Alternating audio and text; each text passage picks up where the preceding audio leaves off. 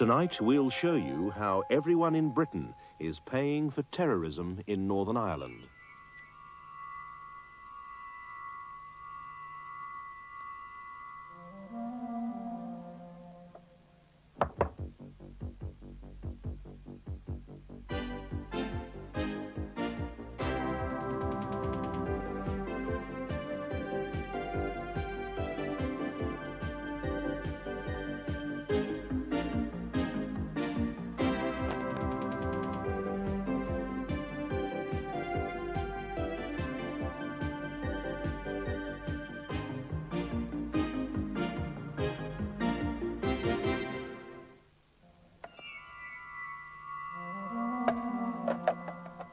In Ulster today, taxpayers' money is being turned into bullets and bombs that kill the committed and the innocent alike.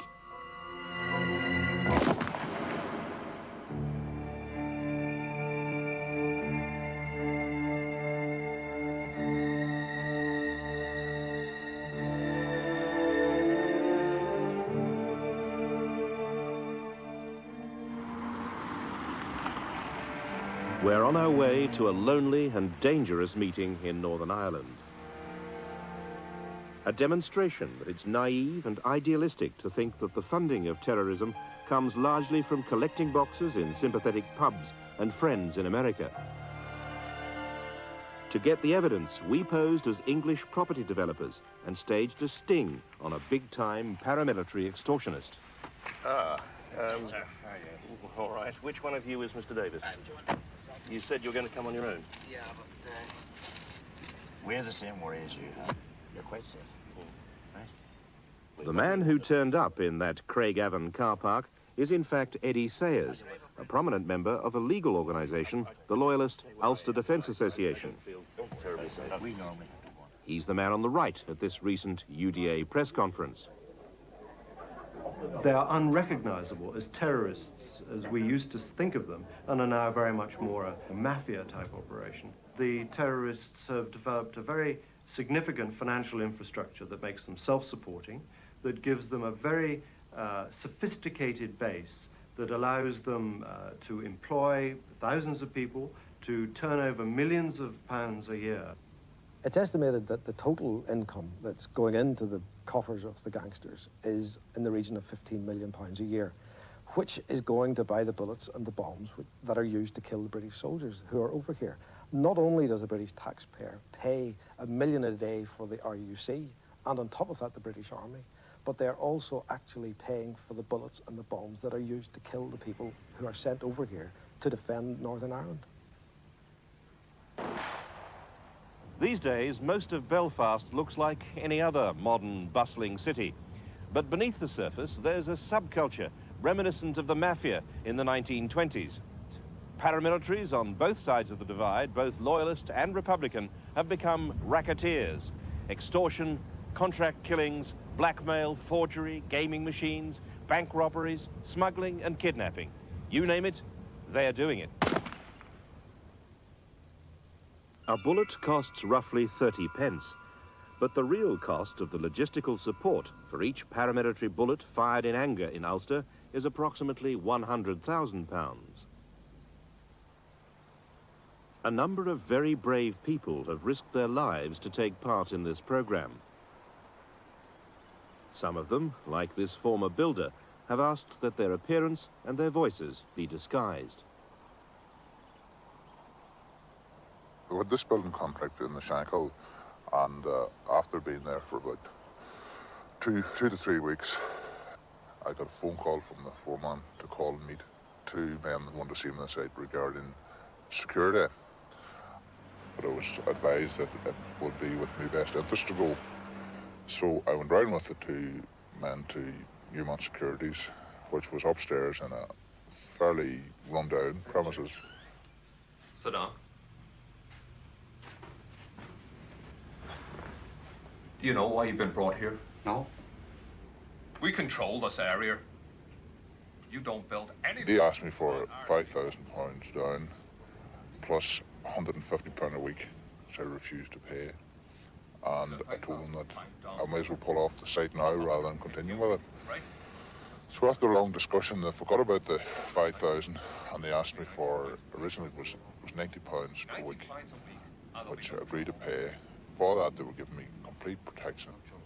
No trouble at all. We'll shake on at that. The deal, which was soon to turn sour, was struck in an office at the UDA's local headquarters in the Shankill Road, from which Newman Securities is controlled and run. After about 2 months on the site, then this went up to £110 per week. We paid maybe £8,000 to £10,000 on that site. Then at the time we were on it, and we would have lost some of the reason. I think it was £34,000 of the materials during the period we were on it. And then one of the workmen was shot. He was leaving the site as usual, and he was coming out to the small side gate. There was 2 men standing. As he brushed past them, they pulled out a gun and shot him on the head.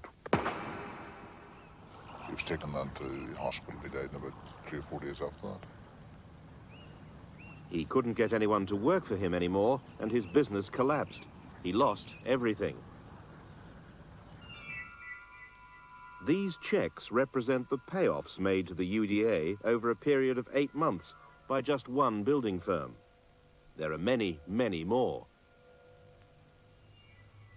Well, over a number of years, I paid an awful lot of money to the paramilitaries. I was pressurised on virtually every building site that I ever did work on, and always had to pay. There was no way of getting out of it, and also life was threatened as well on occasions. What sort of money have you coughed up over the years, do you think? Around the Soren region of £30,000. And did you ever try not to pay? I did, yes. With what result? With the threats in my life. These people come onto site and make their demands on site. Now, it may be a very friendly first meeting and the pressures don't seem very great. But if you know, for instance, that the day prior that some building contractor has been shot and the racketeers arrive with you next day, you don't need a crossword said to you, you know what they mean. But sometimes perhaps a contractor will be taken into a local club and he will have a barrel of a gun stuck 3 inches down his throat, and they will explain to him the merits of having a private security firm operated by the paramilitaries look after his particular business, and you may still find not a crossword spoken. Councillor Brian Feeney says the grip of the terrorists is now almost unbreakable. The control that these people have on everyday lives of ordinary people is the most serious problem, because to deal with it, you're going to have to confront the fact that anyone who gives information will be killed. It's as simple as that. One of those who paid the ultimate price was the Reverend Robert Bradford, the Westminster MP for South Belfast, whose widow Nora says he was preparing to expose Republican racketeering before his murder in 1981. He lived under continual threat. In the last, I suppose, 6 months, we had reports of threats every week, at least, if not a couple of times a week. And he had decided that the best way to get at the terrorist organisations was to get at the funding. He felt that the only way to undermine that type of organisation was to stop the funds. So he had worked on that avenue for quite a while, for really a couple of years before he died. He felt that there was an awful lot of money coming through Belfast and through the bandit machines, through different mafia-style organisations. The cost to both sides of running paramilitary activities totals £15 million a year. £13 million comes from sources like the building industry, drinking clubs and black taxis. The taxis began in the early 70s when there was consistent civil turmoil, which meant that buses were being hijacked or stoned or burnt, and people couldn't get up from the centre of Belfast. Men then started taxiing up and down the Falls Road, taking their own routes through back streets and avoiding the turmoil on the front of the road. Once again, the IRA took over the taxis and exact a weekly toll from the drivers. Pretty soon, they found they were making so much money out of running the taxis that when normality began to return and buses started to run again on the Falls Road, people burnt the buses and hijacked them, and it was impossible for the buses to compete. The black taxis largely operate through two associations controlled by the paramilitaries, the Republicans on the Falls Road and the Loyalists on the Shankill.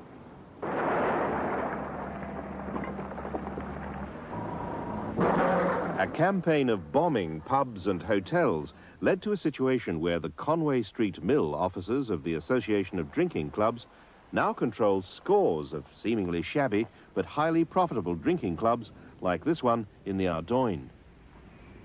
At the moment, it grosses over £90,000 a year. In there? In there. It never had planning permission. The police never objected to it.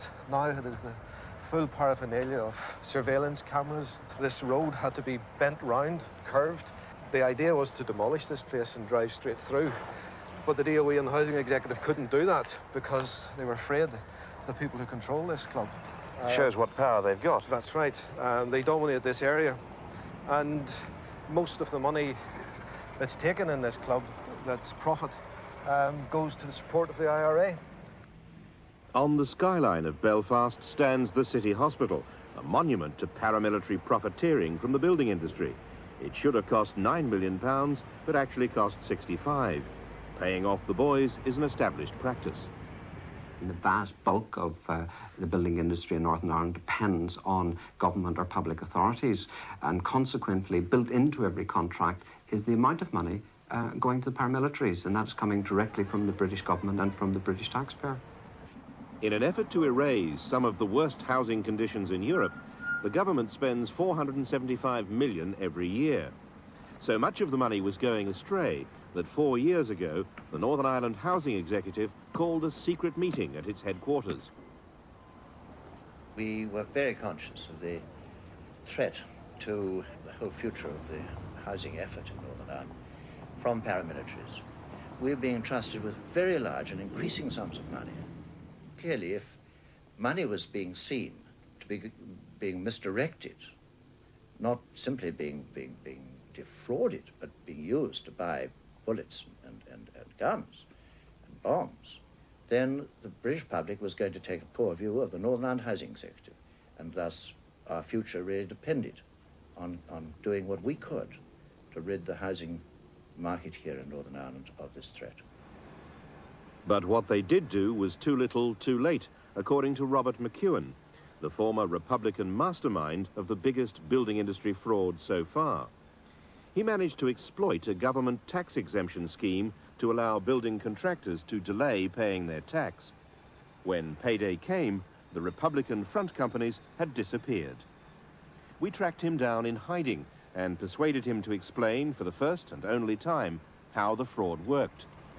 False companies were set up, and they were issued with authentic Inland Revenue documents, tax certificates, and these were produced to the building contractors, and they were told to accept them and to take them, even though they knew who they were for.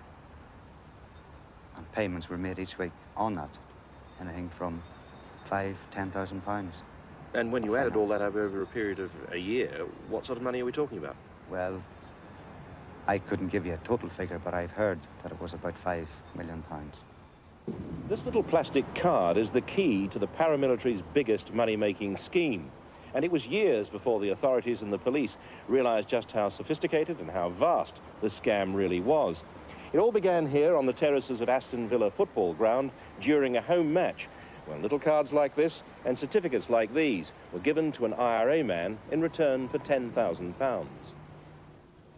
The money to buy the documents needed to make the fraud work was sent from Belfast to this bank in Birmingham, and in November 1983, paid into the account of the then manager of the Victoria pub in Balsall Heath.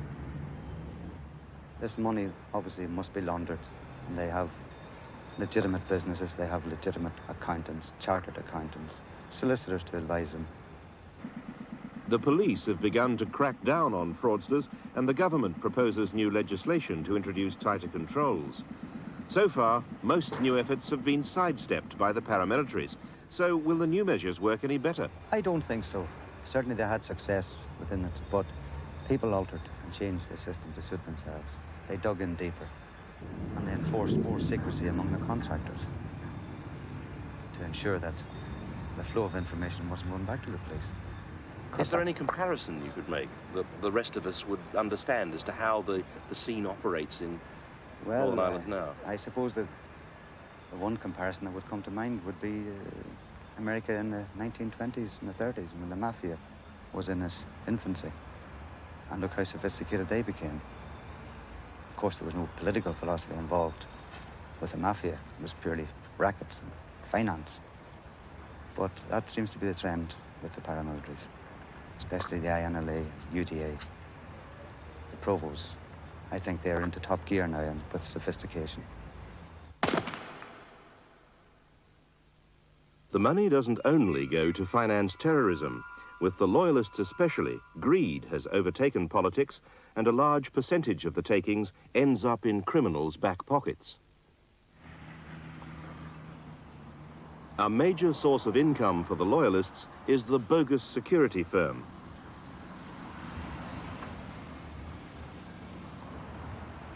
We telephoned one such firm posing as English property developers about to win a big contract.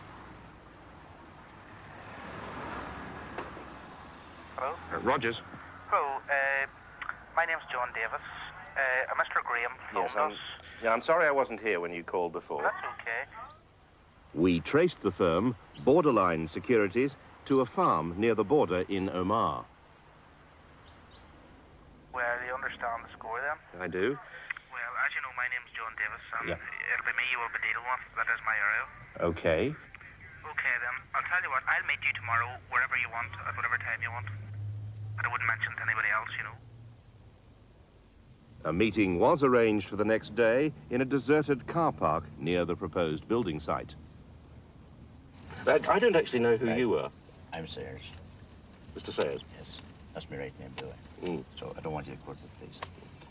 We work for an organisation, right? And you better tell me, if you can, which organisation you're working for. UDA. Eddie Sayers, on the right, is important enough within the UDA to appear at a major press conference.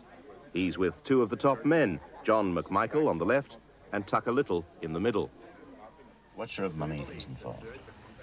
Well, it could be as much as about $3.25 million.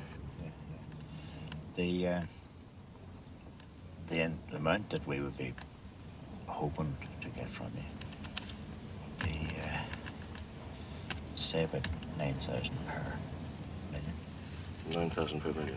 Now, we're prepared to work with you. You haven't got the contract. And what we would say to you is, don't lose the contract, if you can get it.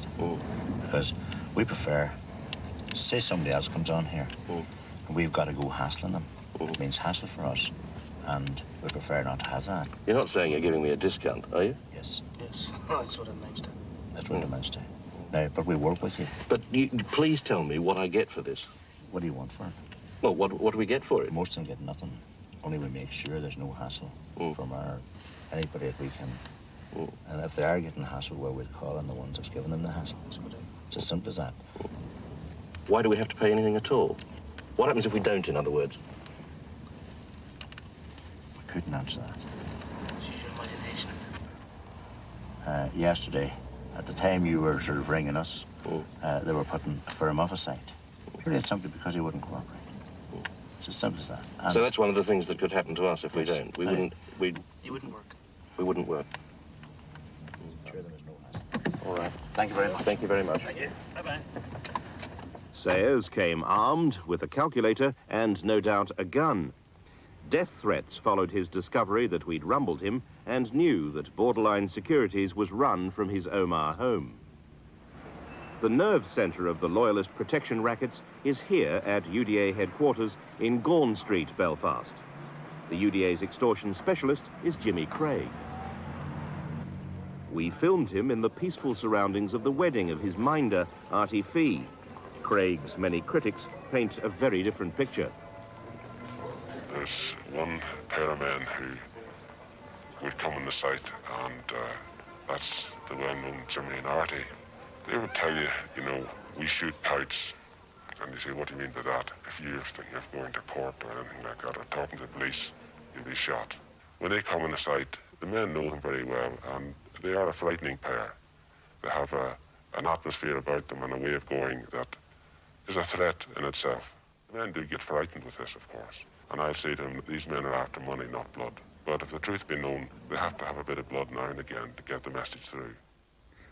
Jimmy Craig came on the site with a couple of his pals on one occasion and actually produced a gun and said that if we didn't pay up, that he would use it, and that he had used it in the past. And of course you then paid. I did, yeah. 20 major building firms have admitted to us, on a confidential basis, that they all paid Craig and his loyalist cronies amounts ranging from hundreds to tens of thousands of pounds. To these businessmen, Craig's message was all too plain. Talk generally about how many murders they were wanted for, just to get the message over. It sounds a bit like a joke, but it's not. Craig is vicious. He's been known as the hard man of the Shankill Road.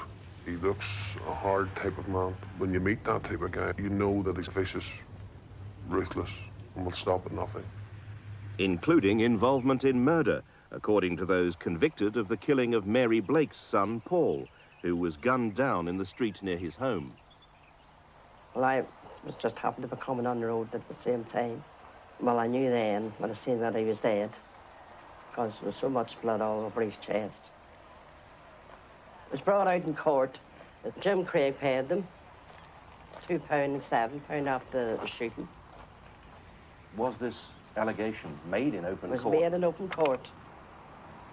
That's all my son's life was worth, £9.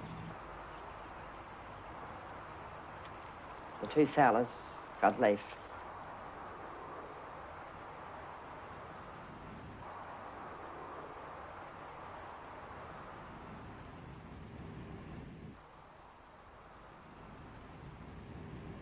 Craig, who'd already served a prison sentence for extortion, was back in court for what became known as the Hooded Witnesses trial.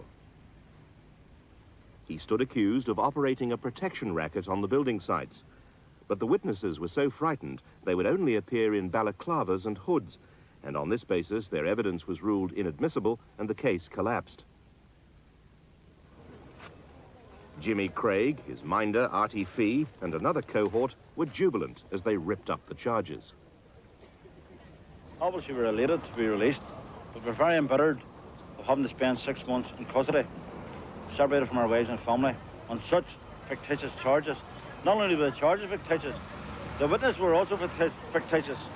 When they were nameless, hated men were brought into the court of law, never before known in British justice and British history. Looking for justice is Barbara Mccullough, whose husband Bucky was the finance officer of the loyalist UDA and Craig's one-time best friend. Bucky and Jimmy had been friends for a lot of years. We all went out together and went on holidays together. And the last time Jimmy was in jail, there'd been a meeting and Bucky had discovered that there was money going the wrong way. And Bucky went up that Monday to confront Jimmy with it. And he told him that when he got out, he was to be off the road. Well then, Friday morning, Bucky was murdered. And it was, well, UDA contracting the INLA. So two mortal enemies actually Yes. cooperated to Yes. kill your husband? Yes. Is there cooperation between people on either side of the political divide? Yes, divvying up? Very much so, especially among the INLA and the UDA. It does seem to be a formal and ongoing arrangement. You can go to certain bars in Belfast and you can see people drinking together. Obviously, there's agreement on particular sites about who shall operate which racket, and there generally is little competition between the paramilitary organisations on both sides within the same field of operation. That's why you find the building industry almost dominated by the loyalist paramilitaries, and certain other rackets almost entirely dominated by the Republican paramilitaries. The INLA had two men that were operating for them, McCullough and Maxwell. They were the two big men, two big operators, and they worked with the UDA, carving up building sites and splitting the profits. It seems extraordinary that sworn political enemies should actually be working together. Makes you think the politics comes second. Yes, the trend seems to be that way, that the criminal elements are taking over, and the political philosophy is taking a back seat. If the troubles, as they are colloquially called in Northern Ireland, ever cease, the ever-ending problem that we are going to have is a well-organised, entrenched protection system. It's the paramilitaries now who call the tune, and the politicians bend to the paramilitaries. And if they don't get a grip of the situation, how far might it spread? Well, it's quite possible that it'll spread to the mainland Britain. I don't believe that it's politics. I believe it is pure gangsterism.